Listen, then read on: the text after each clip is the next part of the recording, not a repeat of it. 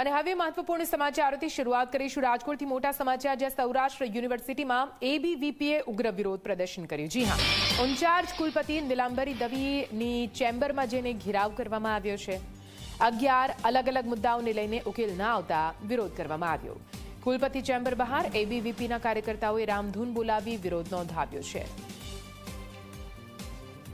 વધુ માહિતી સાથે સંવાદદાતા ગૌરવ ફોન લાઈવ જોડાઈ ગયા છે, સીધા એમની પાસે જઈશું। ગૌરવ, સૌરાષ્ટ્ર યુનિવર્સિટીમાં એબીવીપીના કાર્યકર્તાઓ પહોંચ્યા, વિરોધ નોંધાવી રહ્યા છે। પહેલેથી સૌરાષ્ટ્ર યુનિવર્સિટી એક બાદ એક વિવાદોમાં આવતી રહી છે, આ વખતે કયા આવા મુદ્દાઓ છે જેને લઈને વિવાદ થઈ શકે છે?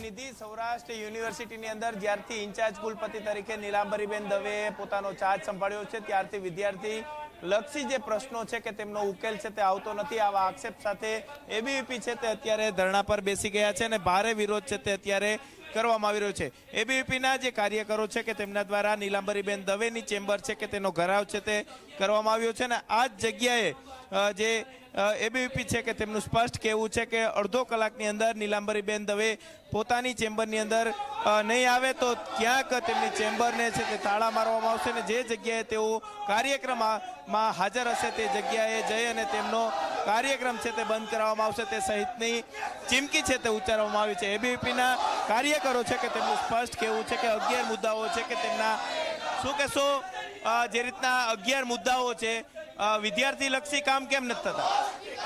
યુનિવર્સિટી તંત્ર ક્યાંક ને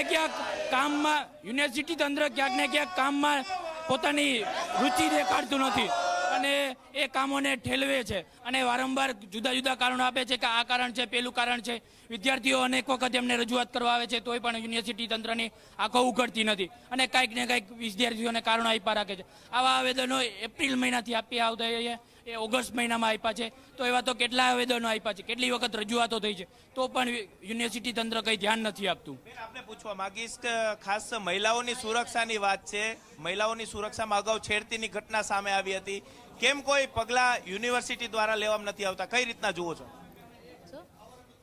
ભાઈઓને જ પૂછો, શું કહેશો આપ?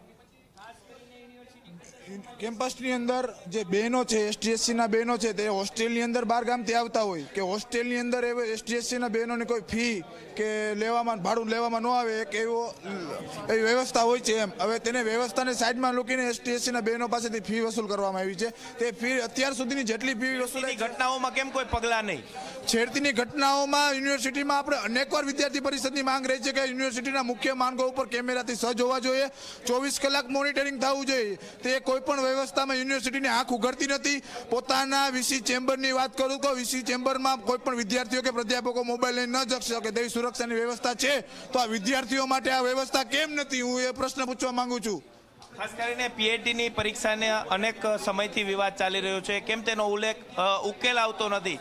શું ભ્રષ્ટાચાર જ થાય છે યુનિવર્સિટીમાં? કેમ કે ગિરીશ ભીમાણી હતા, ત્યાર પછી હવે નીલાંબરીબેન આવ્યા, તોય જે વિદ્યાર્થીઓના પ્રશ્ન કેમ ઉકેલાતા નથી? પીએચડી એન્ટ્રન્સની પદ્ધતિ પારદર્શક પદ્ધતિ થવી જોઈએ। હમણાં જ વાત કરું કે સંસ્કૃત ડિપાર્ટમેન્ટમાં એક વિદ્યાર્થીનીને ટૂંક સમયમાં પીએચડી પૂર્ણ કરી આપવામાં આવ્યું હતું। એટલે વિદ્યાર્થી પરિષદની માંગ એક એ જ છે કે વિદ્યાર્થી પરિષદની માંગ એવી છે કે પીએચડીની એન્ટ્રન્સ પરીક્ષા પારદર્શક થાય અને જે ખોટી રીતના પીએચડી એન્ટ્રન્સ પરીક્ષા ચલાવવામાં આવે છે, પીએચડી કરાવવામાં આવે છે, તે રદ થવી જોઈએ ને તેની વિરુદ્ધ કાયદાકીય કાર્યવાહી થવી જોઈએ। ચોક્કસ જ સૌરાષ્ટ્ર યુનિવર્સિટીના ઇન્ચાર્જ કુલપતિ કે તે નીલાંબરીબેન દવે છે કે તેમની ચેમ્બરનો ઘેરાવ છે તે કરવામાં આવ્યો છે અને જે જગ્યાએ નીલાંબરીબેન દવે હશે કે ત્યાં એબીવીપીના જે કાર્યકરો છે કે તેઓ પહોંચશે અને ત્યાં પણ તેમનો કાર્યક્રમ છે તે બંધ કરાવવામાં આવશે તેવી ચીમકી છે તે ઉચ્ચારવામાં આવી છે। ભારે વિરોધ વચ્ચે એબીવીપીના કાર્યકરો છે કે જે અત્યારે ઇન્ચાર્જ કુલપતિની ચેમ્બર ખાતે ધરણા પર બેસી ગયા છે અને ભારે વિરોધ છે તે નોંધાવી રહ્યા છે। ખાસ